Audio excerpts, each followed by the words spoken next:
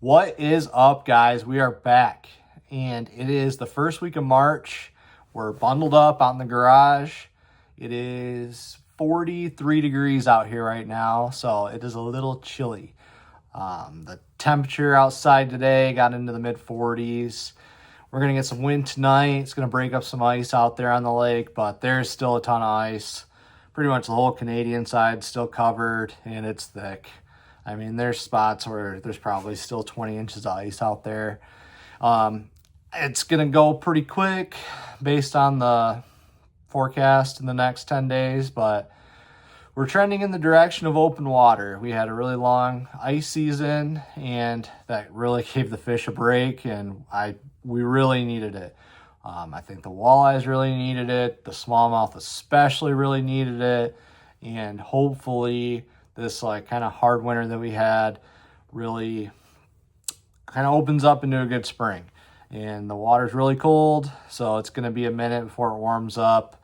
I don't think we're going to be out in the boat smashing in the next week. There'll be a couple guys that got ants in their pants and are trying to get out there before everybody else, get a gold star or something, but I'm pretty patient. I can wait until I know the fishing's going to be worth going out there for. But one thing that I do every off season that I think is very, very important is getting everything out of my boat, every single piece of tackle, all of my terminal tackle, all my baits, everything, all my boxes, rods, reels, everything, and just kind of going through what I have, putting everything on the shelf, making sure I have what I need for the upcoming season, kind of looking through what I went through a lot of, what I might need to order a few more of when I find a good sale, kind of going through everything, just making sure everything's in order. That way I'm organized for the season ahead. And I mean, it gets pretty hectic. I'm out there 7 days a week. I was probably on the water 185 days probably in the boat this year, which is a little down. The fall sucked this year, not gonna lie. We did have a few really good trips, don't get me wrong, but for the most part, we had to cancel some trips and the wind just didn't play nice, and then it got cold real quick, and the walleyes took forever to get up here. It's one thing I really like to do in the fall is troll for walleyes, and it just didn't really happen for me this year. I know some guys were out there and did really good, but just for me, it didn't work out. But that's where I lost my 15 to 20 extra days on the water. But overall, it's a good year. I'm really looking forward to this year. I'm hoping that the smallmouth are still going to be going really good. After we got through July last year, the bite was pretty tough for me. We still had some really good days, still had some really big fish, but it's just wasn't as good as it was in the years past. But hopefully with this hard winter, keeping boats off and just kind of everything clean slate going forward, hopefully those fish had enough of a break and it turns out to be a good year. But I have taken everything out of the boat and everything is in where it needs to go. That way I am ready to go for this year. I have packages showing up just about every day from various retailers. So it's that time of the year. I am going to walk you through how I stay organized, what my system is. And everybody's scale for this is going to be a little bit different. Obviously, I have a little bit more tackle than some people. And there's guys out there that have 5 times as much tackle as I have, so they might need to modify the system a little bit too. But this is what works for me. I really like it. It's a pretty cheap way to do it. That's what I try to keep my costs low as far as this organization style, and it's worked pretty good for me. I feel like I always have what I need when I'm out on the boat. And that's one thing I can't do while I'm guiding is not have something out there. I need to have everything I need. And if I don't have something that I need, I'm going to look really foolish in front of paying clients. So I'm going to go over kind of what I do to stay organized, and I hope you follow along. All right, so I'm going to start with how I keep my baits and tackle and stuff organized once it's in the boat. So I have all the stuff that I carry in the boat, And then I've got, like you can see behind me, there's baits for days on the wall. And all of those baits that are behind me on the wall are also going to be in one of these bags that I would then take and put in the boat. And pretty much all the stuff that is behind me is just back stock, really. So when I go through a package of plastics out on the boat, I put the empty package in my pocket, and then once I get home, I go through everything that I went through and grab one of those off the wall, put it back in a bag that's going to go in the boat. That way, I always have what I need in the boat, and I don't run out of anything while I'm out there. But what I use for my soft plastics are these see-through bags. And there's several of these bags out there on the market. I've got a few different kinds too. I've got these Bass Mafia ones. I believe I got them on Tackle Warehouse. There is Bass Pro Shops ones. They have them. This generation, the newest generation of these Bass Mafia ones seem to be the best. The plastic stays see-through a lot longer. It doesn't get marred up. Like, I'll grab one that's kind of messed up. Like this is the first generation. You can see like how it's kind of hard to see through it, and it's a little cloudy. The Bass Pro Shop ones, they do this pretty quick as well. And the Bass Mafia ones, the new ones, they have like a better zipper. The ones from Bass Pro have kind of a crappy zipper. But this is what I put all my plastics in. And like these are all my 3-inch mayors. So I've got all the different colors that I use in here. I throw this in my storage compartment of my boat. I can see what it is. I've got it labeled. Grab it, grab the packs out. I've got what I need. And I use a bag like this for my terminal tackle as well. So I've got my terminal bag right here. I've got hooks in here. I've got some weights. I've got jig heads, everything that I need as far as terminal tackle. So if I need to retie something, I can just grab this bag, grab what I need out of it. I can see everything in there, see where it's at. And these see-through bags just seem to keep me organized a little bit better. I don't like taking, especially these clam packed baits like the Mayor. I don't like taking those out of the clam packs because then the tails get kinked, and I mean, you're paying a premium price already for a bait. You want it to stay straight. It helps, but like the fish bite it better, and it just fishes better.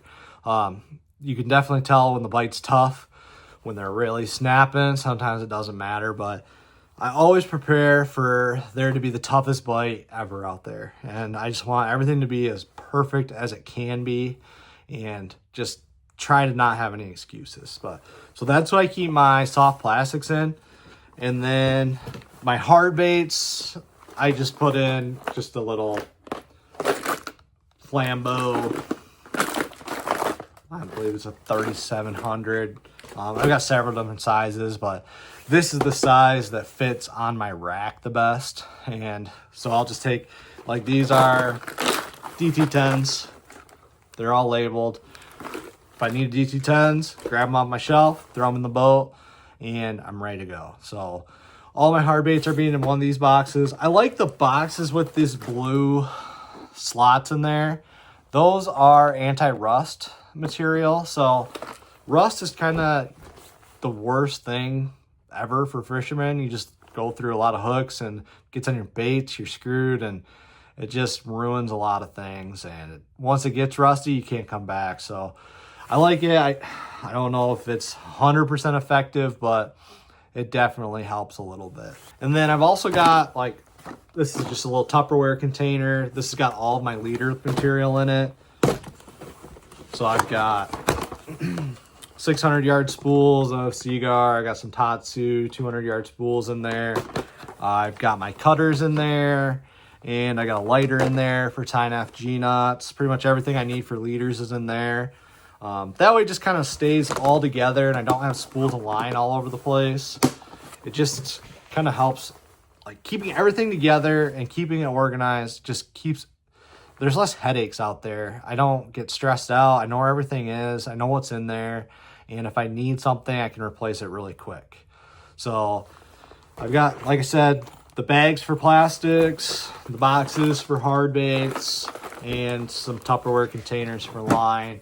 And there's an exception to different rules. Like there's some plastics that I'll throw in a box, and there's a few hard baits that I'll put in just another Tupperware container. It just kind of depends. Like spinner baits is one thing that I'll just put in a Tupperware container just because I don't really have a good box to put them in. Every spinnerbait box I get seems like there's water in there and they rust really quick. So I just try and keep everything dry and keep it organized and just be ready to go. So in my garage, I have 2 of these standalone racks. I've got this one here with all my bags on it. I've got my soft plastics. I've got all my walleye plastics and walleye jigs on the bottom. And then the next 2 shelves are all my bass plastics. And then if I go over here, I've got all of my boxes of hard baits. Everything's labeled, and I've got some Tupperware containers. So a lot of these Tupperware containers too, like baby Z2s. So I have them on the wall, but then I've got more that won't fit on a peg. So they go into a Tupperware container, and I'll put all my colors in there. If I'm running low on my wall, I come over here, go through, just that way I've got them out of the way. I don't have 52 pegs of the same color, just because I go through a lot of them in a year. I have more on hand just in case. Especially like during COVID, I kind of went crazy a little bit and things were hard to get, so I had to stock up, and it just wasn't easy to come by something. So now I've got stock for days, but a lot of the stuff that I don't use very often too, I'll keep down here, like a lot of largemouth stuff. That I'm just not ready to get rid of from when I used to fish on the west side of the state. And it's ready to go. Like if I ever need anything, I can come to this rack. I just go down the list, and if I find what I need, I can go right in that box, and there it is. So everything has a label on it. So I got a label maker, just a cheap one off Amazon, and every box that's on the wall has a label on it. That way I can just look right at it. I know what's in there. It's easy, it's fast, and I'm organized. Like I know where everything is. The next rack I have is most of my walleye stuff, a lot of the trolling stuff. So I've got my crawler harnesses, some walleye plugs, my planer boards. I've got all my line here. So this is going to be the stuff that I use for trolling. I've got all of my fluorocarbon in this bag here. So I've got 1,000-yard spools in there, a couple 600-yard spools, and a couple just loose spools of line here. And then just some miscellaneous stuff up top, a couple of reels that need to be repaired, some panfish stuff, salmon stuff. Stuff I don't use that much, gets up out of eye level. That way if it's out of sight, it's out of mind. But down the bottom, got some life jackets, got a little pad for somebody to sit down on the back of the boat if they need it. But this is where I keep all my walleye stuff. So I try and keep everything separated so that it's not jumbled together and it's easy to find. That's the biggest thing for me, is being able to go right to something. I know what's in there and I can just grab it and go. Now I've got the wall. So the wall I have is 16 foot of pegboard. And I mean, not everybody's going to need 16 foot of pegboard. Some people are only going to need 4 foot. Some are going to need 8. But it's just whatever you need. So I started with 8 foot. Now I'm up to 16. I could even add on another 8 foot to this garage, put up some more pegboard. But right here, this is all stuff that I am going to use throughout the year. If I'm not going to use it this year, if I don't plan on using it, it's going to be over here in one of these Tupperware containers out of the way. So all of this stuff is stuff that I know I'm going to use. It's staples. I got my swim baits, got plastics, some tubes, everything. So when I'm done on the water, I can see what I use for the day, come to the wall, grab it off the wall, throw it over here into one of these bags, and then straight into the boat. And just like that, lickety split, I'm ready to go for the next day. And once I get low on some of the stuff over here, if I know I have extra, come over here to my Tupperware, grab it out, stock back up on my pegs, and then I know I need to reorder. And then some of the stuff, like I know I just have it on the pegs, if I get low, I need to put an order in just so I don't run out. But it's really important for me to stay organized. I mean, I try and keep it as organized as possible. This is kind of my catch-all right here, this table. I just have a bunch of random stuff on there. I try and keep that as clean as possible. It will get a little dirty, and that's when I need to just take time, go through everything, put it where it needs to go. That way I'm ready to roll when the time comes. So that is kind of the rundown on how I keep everything that I've got, all my tackle. My rod system, I'm kind of looking for a new way to do that. I don't have that dialed yet, but I feel like my tackle storage and my tackle organization is pretty good. And I know there's going to be some tweaks that you guys can make, and it's whatever works for you. That's the key. Like, you don't really want to do something like, it's hard to copy somebody else's stuff to a T when, you know, everybody's a little different. Everybody sees things a little bit different. Everybody has a little bit of different stuff. So just kind of modify whatever you think to your style, and just take it with a grain of salt and do it your way. I just wanted to show you guys how I do my stuff, and it works for me. And I know what I have. I am organized, and I don't ever feel like flustered that I don't know where this is. I need to find this. I need to find this. So when it comes to the tackle, I'm good. Well, trying to find the ketchup bottle or something in the fridge, or some rice in the cupboard, now, like, I'm not that great. But my tackle, I know where it's at. We are still booking trips. I have a few trips available for walleye fishing the first 2 weeks of April. Looks like we're going to have a kind of a colder spring this year. So those first 2 weeks of April, I'm planning on just walleye fishing. Detroit River, there should be some really big fish in the river this year. Hopefully they don't all come at once like they did last year, and should be a good run.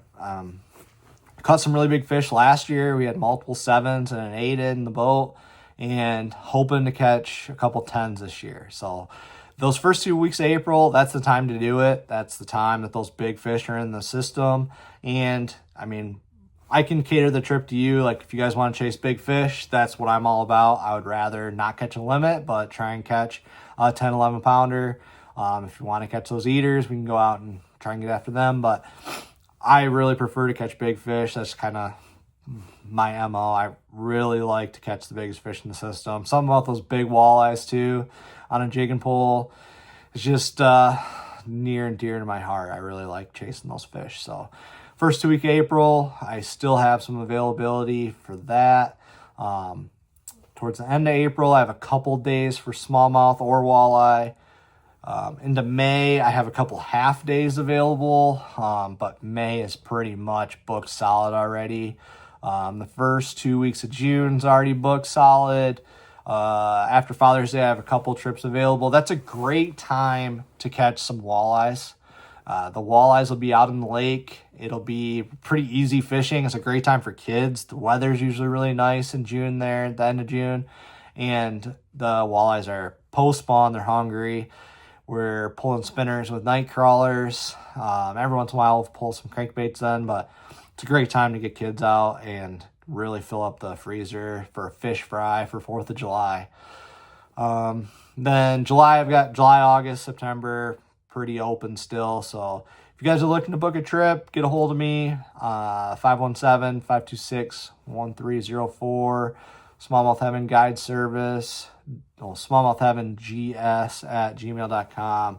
Hit me up on Instagram, Joe Bauer Fishing, or the Smallmouth Heaven Guide Service Facebook page as well. So lots of different ways to get a hold of me. If you're in the market for a guide trip,